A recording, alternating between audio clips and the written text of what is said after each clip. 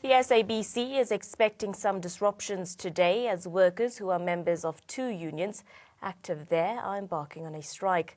BMAU and CWU members deadlocked with SABC management on talks of salary increases. Employees have been seeking 10%, while employer could only offer 0%. This as the public broadcaster is under major austerity measures and has applied for bailout from Treasury, which is still pending. SABC recently had a new board announced with key positions of the company still to be filled with permanent people. Workers served the company with intent to strike on Monday, and SABC since then announced their willingness to go back on negotiation table. Management at SABC has assured the public there will be no disruptions to any of the scheduled programs as scores of workers are set down tools today. Well, joining us on the phone line to give some clarity and further details is Broadcast, Electronic Media and Allied Workers Union spokesperson Hannes de Bossen. Good morning to you, sir. Thank you for joining us here on ANN7 this morning. Just give us further details with regards to the strike action and what the expectation is. Good morning.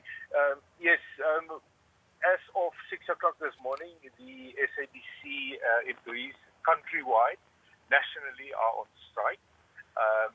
We have the demands originated from a letter that was sent to the SABC on 13 October this year, where we put the number of demands to the SABC, one being that a permanent board be appointed, the investigation of the protest policy, enforcers, unprocedural appointments, and a number of other issues, which included a salary increase.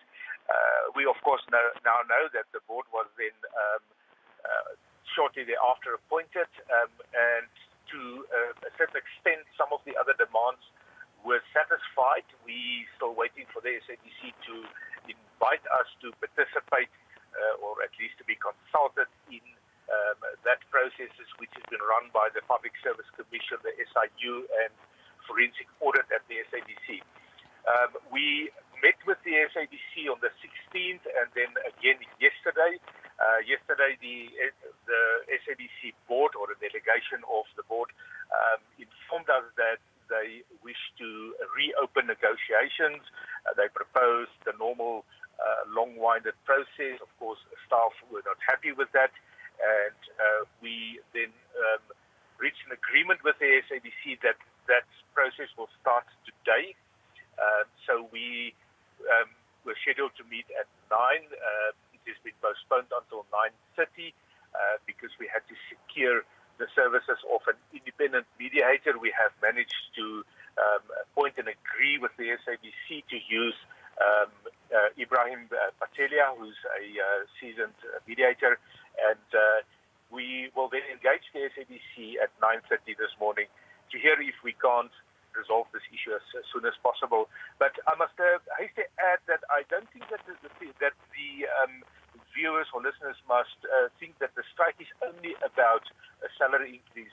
The strike is essentially, although it's not been put as a official demand, but it is for a free and fair, or a broadcaster, a public broadcaster that is free of political interference. It is about all the things that happened at the SABC, which has been caused by the previous boards and executive management of the SABC. There's also attempts to erode the benefits of SABC employees. There are still managers appointed by the previous regime that is very authoritative, very autocratic in the way that they're dealing with staff. It is a matter of we tell you and you do, or else we take action. So it is not only about that, but there's a lot of underlying reasons, although those are not currently put as demands. But that has moved SABC employees to say enough is enough. We call them 5-year visitors. It's the board and executives that's coming to the SABC.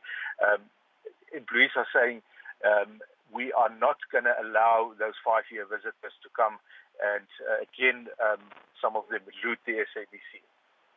The SABC had mentioned that viewers should not be concerned. None of the normal programming will be interrupted. How many SABC employees are you expecting to take part in this protest action? And are you of the view as well that none of the programming or on-air aspects will be affected?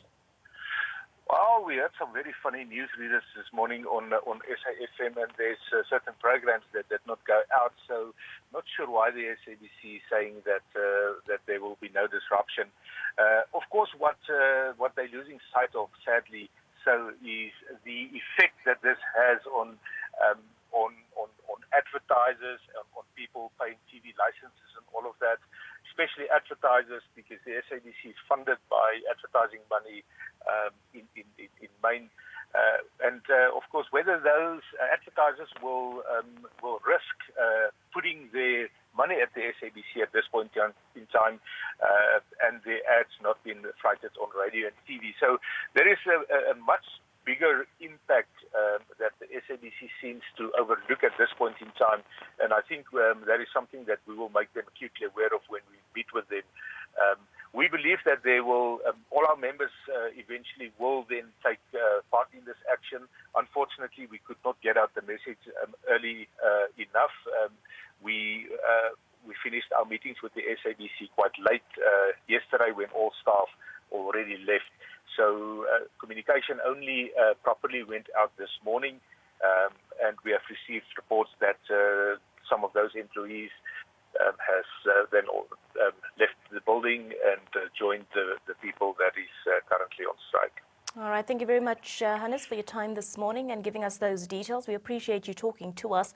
That was Broadcast, Electronic Media and Allied Workers Union spokesperson, Mr. Hannes de Boysen, joining us on the phone line, just giving us details with regards to the SABC disruptions that are expected today with regards to workers downing tools, issues around salary negotiations, also issues with regards to a free and fair public broadcaster that is void of political interference, and also some of the issues that the previous board has caused there at the SABC. There's a meeting scheduled for 9:30 this morning.